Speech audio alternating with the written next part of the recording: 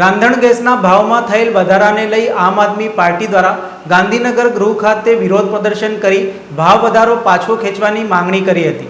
આમ આદમી પાર્ટી વડોદરા દ્વારા ગાંધીનગર ગૃહ ખાતે રાંધણ ગેસના મોંઘા ભાવ સામે વિરોધ પ્રદર્શન કર્યું હતું। આમ આદમી પાર્ટીના અગ્રણીએ જણાવ્યું હતું કે કેન્દ્ર સરકારની નીતિઓના કારણે આજે ઘરોમાં રાંધવા માટે કેરોસીનની ઉપલબ્ધતા બંધ કરી દેવામાં આવી છે અને બીજી તરફ ગેસના ભાવ સતત વધી રહ્યા છે।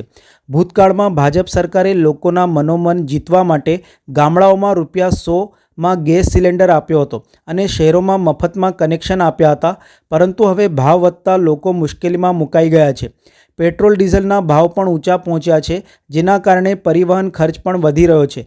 આમ રોજિંદા જીવનમાં દરેક વસ્તુનો ખર્ચ સામાન્ય માનવીના બજેટથી બહાર જતો જાય છે, જેથી આમ આદમી પાર્ટીએ મોંઘવારીના મામલે લોકોનો અવાજ ઉઠાવ્યો છે। સરકાર આ મામલે ગંભીરતાપૂર્વક વિચારી ભાવ વધારાને પાછો ખેંચે। આમ આદમી પાર્ટી દ્વારા માંગ કરવામાં આવી હતી કે રાંધણ ગેસમાં વધારેલા ₹50 તાત્કાલિક પાછા ખેંચવામાં આવે, જેથી મહેનતકશ વર્ગને રાહત મળે।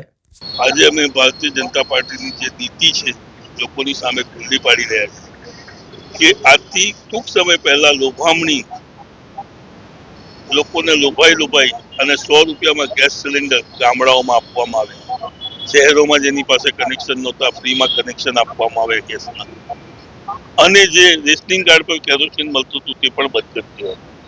આજે પરિસ્થિતિ એવી છે કે જનતા પાસે જે ભાવ વધારો ચીકવવામાં આવે છે તેની પાસે ગેસ સિલિન્ડર રિફિલ કરાવવાના પણ પૈસા નથી, કેરોસીન બંધ થઈ ગયું છે, તેમની પાસે રાંધવા માટે આજે ન ગેસ છે ન કેરોસીન।